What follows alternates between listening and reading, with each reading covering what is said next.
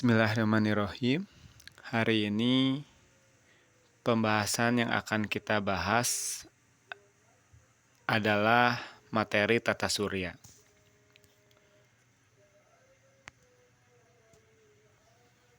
Sebelum kita menjelaskan mengenai tata surya, kita harus mengetahui mengenai galaksi. Apa itu galaksi? Galaksi adalah kumpulan berbagai macam bintang yang membentuk suatu sistem. Salah satu galaksi di mana kita tinggal adalah galaksi Bima Sakti. Nah, tata surya adalah suatu sistem susunan yang tersusun dari berbagai macam benda langit, seperti bintang, planet, komet, dan benda-benda langit lainnya, di mana bintang menjadi pusatnya, dan tata surya merupakan bagian dari suatu galaksi.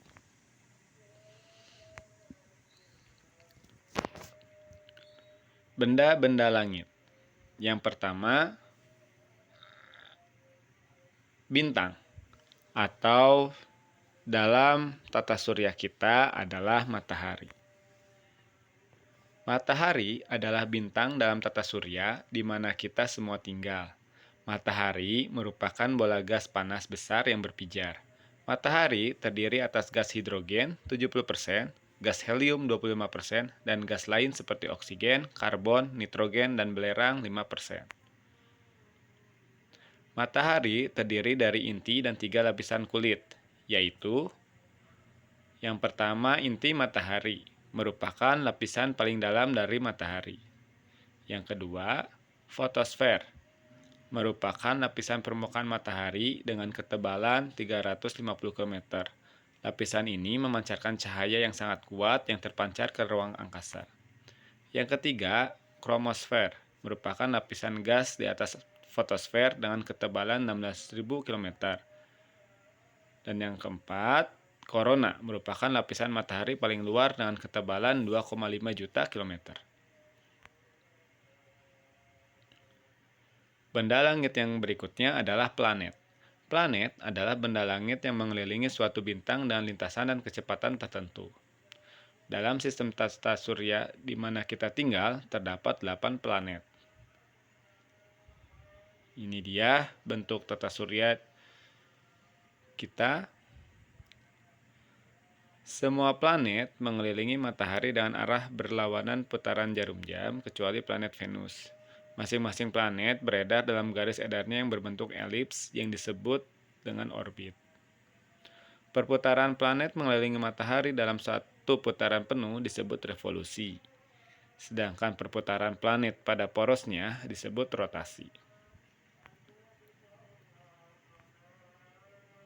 Planet dalam tata surya kita dikelompokkan dengan 3 cara, yaitu yang pertama, berdasarkan kedudukan bumi sebagai pembatas, dikenal sebagai planet inferior dan planet superior. Planet inferior terdiri dari Merkurius dan Venus. Planet superior terdiri dari Mars, Jupiter, Saturnus, Uranus, dan Neptunus. Berdasarkan lintasan asteroid sebagai pembatas, dikenal sebagai planet dalam dan planet luar. Planet dalam terdiri dari Merkurius, Venus, Bumi, dan Mars. Sedangkan planet luar terdiri dari Jupiter, Saturnus, Uranus, dan Neptunus. Berdasarkan komposisi bahan penyusunnya, dikenal sebagai planet terestrial dan planet Jovian. Planet terestrial terdiri dari Merkurius, Venus, Bumi, dan Mars. Sedangkan planet Jovian terdiri dari Jupiter, Saturnus, Uranus, dan Neptunus. Planet yang pertama akan kita bahas adalah Merkurius. Merkurius merupakan planet yang paling dekat dengan matahari. Merkurius memiliki kala rotasi 58,56 hari dan kala revolusi 88 hari. Merkurius merupakan planet paling kecil pada tata surya kita dengan diameter 4.878 km. Dan Merkurius juga tidak memiliki satelit.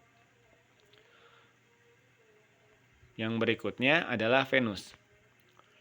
Venus merupakan planet kedua yang jaraknya dekat dengan matahari. Venus disebut juga bintang kejora atau bintang fajar karena tampak seolah memancarkan cahaya yang sangat cemerlang. Venus memiliki kala rotasi 243 hari dan kala revolusi 225 hari. Diameter planet Venus adalah 12.102 km. Venus juga planet yang tidak memiliki satelit. Planet berikutnya adalah Bumi. Bumi merupakan planet ketiga jaraknya dekat dengan matahari.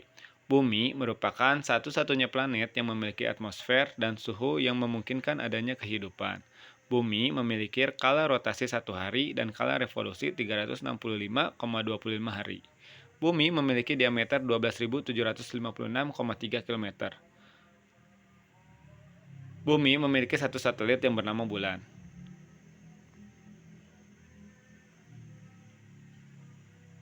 Mars. Mars merupakan planet keempat jaraknya dari matahari.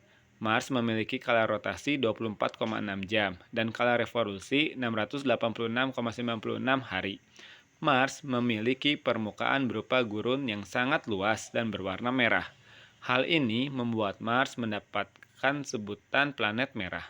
Mars memiliki diameter 6.974 km.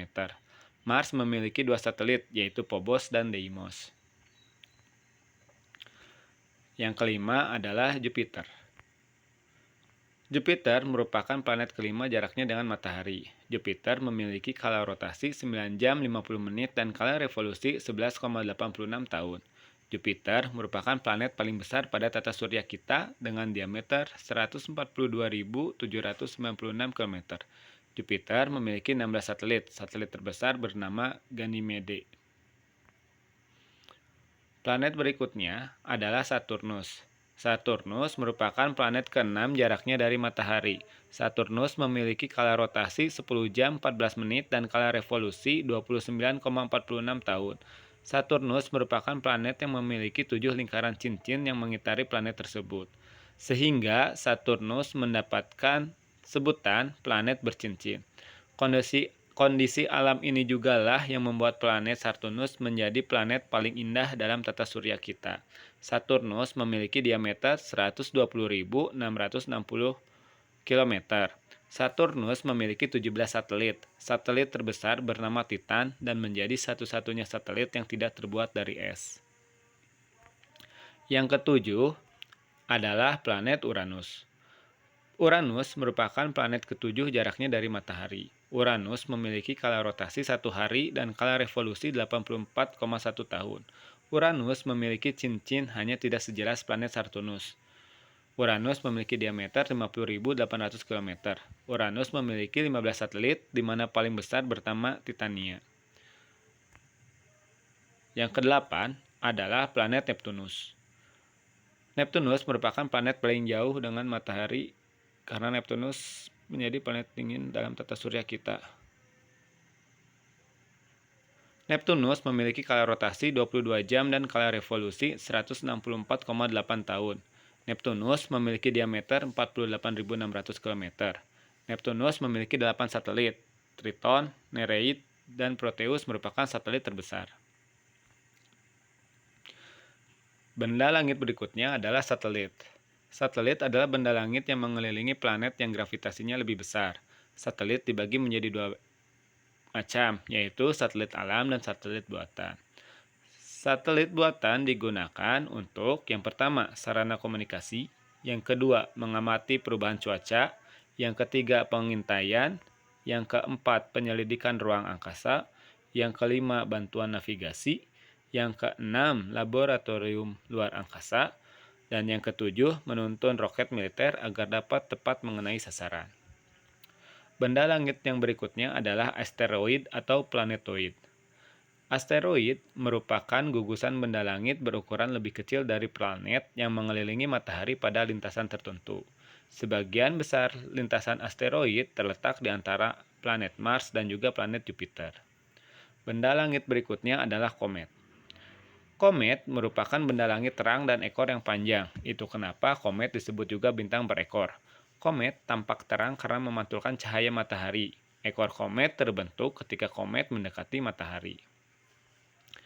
Benda langit berikutnya adalah meteorit. Meteorit merupakan benda langit berukuran kecil yang mengelilingi matahari dalam lintasan yang tidak tetap. Meteorit yang masuk ke dalam atmosfer bumi akan menjadi panas dan berpijar karena bergesekan dengan atmosfer bumi disebut meteor atau bintang jatuh. Nah, meteor yang sampai jatuh ke permukaan bumi disebut meteorit.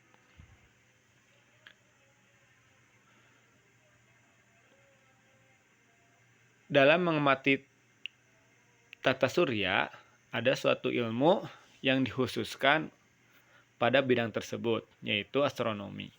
Astronomi merupakan ilmu yang mempelajari benda-benda langit. Ilmu astronomi sudah ada semenjak zaman dahulu. Artefak yang digunakan untuk mengamati pergerakan matahari dan bulan pada zaman dahulu adalah Stonehenge. Peradaban astronomi dengan perhitungan matematis serta ilmiah dipelopori oleh bangsa Babilonia, sedangkan bangsa pertama yang mempelopori penerbangan keluar angkasa adalah Uni Soviet. Tokoh-tokoh astronomi.